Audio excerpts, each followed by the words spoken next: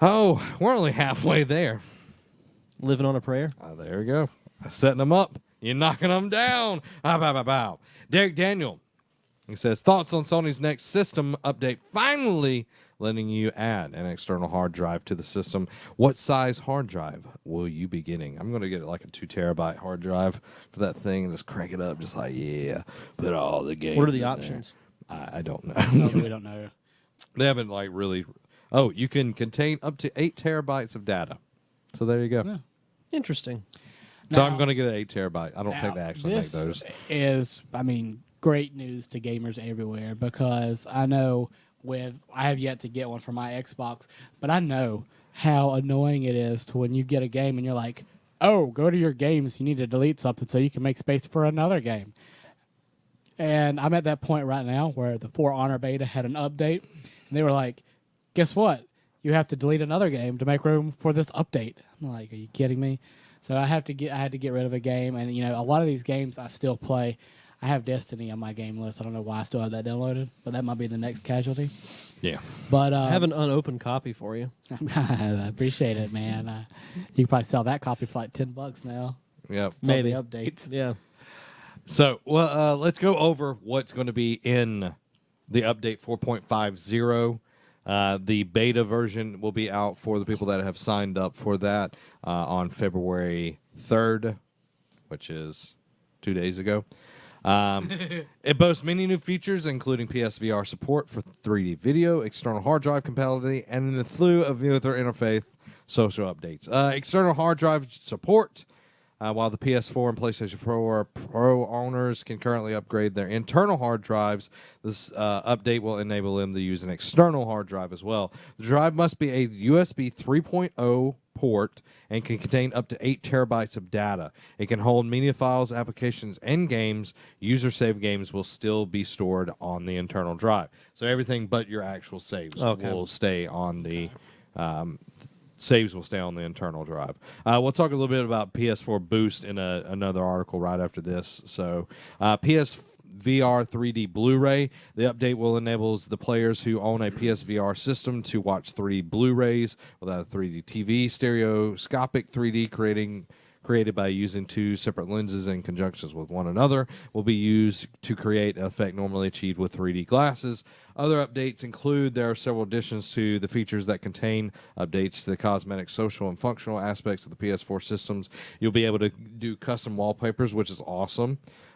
Players will now be able to use custom screenshots and images as their backgrounds and wallpapers for their consoles, menu screens. Update PSN activity feeds. PSN users will now be able to post their status updates directly to the activity feed, which appears on their Friends What's New tab. Simplified notifications. The updates condense the notifications list into one page as opposed to several lists under various categories. Party access. Players will be able to access party options from the quick menu. While in game, the menu will also be reduced to the size, limit the amount of game screen it takes up. Now, the one that I like a lot is the custom wallpaper, because I know back on my 360. Yep, you could do that. Yeah. Mm-hmm. I uploaded a picture of whenever we all went to Waimama for a mission trip, and I was able to have a picture of us playing soccer, and me look like I'm not knowing anything like what I'm doing, which is true because I'm not good at soccer. And, that was my background for the longest time, and it's really cool to be able to customize it. Yeah, I agree with that. So, the PS4 Boost mode. This one was kind of interesting. Everybody's kind of focused on the hard drive, which is a huge thing. I'm very, very excited about that. But Boost mode will let PS4 Pro run at a higher GPU and CPU clock speed for smoother gameplay on some PS4 games that were released before the launch of the PS4 Pro and has not been updated to support the PS4 Pro. Games that have a variable frame rate may benefit from a higher frame rate, and load times may be shorter in games too. So what it's saying is if you have a Pro and you have games that could run a higher frame rate, but the older PlayStations or the Slim can't do it, then this is going to boost it and make it better and everything. So That's cool. I'm glad that they're actually using the system, because right now everything's locked in at it will run the same on every console, except you get HDR support, like full HDR support on the Yeah. Pro. So I'm glad that they're finally doing something worth doing on this. So that's it's exciting.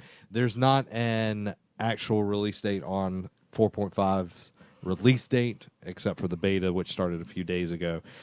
So, yeah. Thoughts on Mass Effect? This is a question from Derek. Thoughts on Mass Effect Andromeda not having an official server, not having dedicated servers?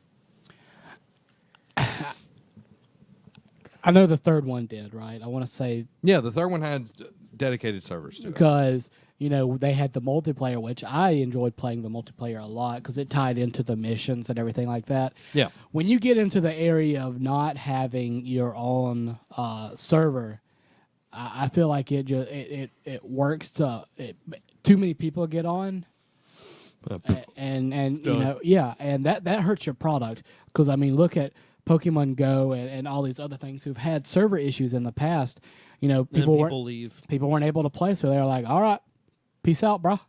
Yeah, and I think they might have seen data that made this decision. It's not something. Oh, we're going to save money by not having dedicated servers.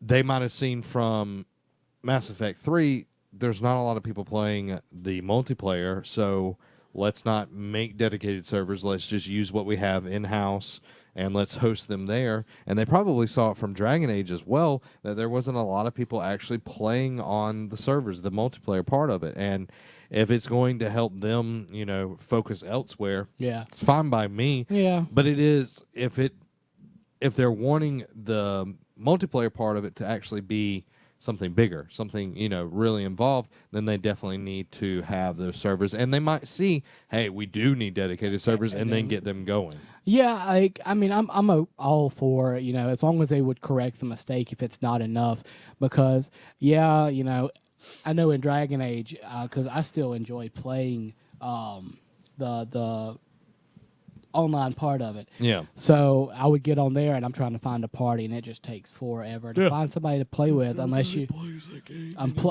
you're playing on like the super super hard difficulties, which I die in like 3 seconds. But if as long as they would fix it if it's an issue, then I'm cool with them housing it themselves. Yeah. Yeah, I agree.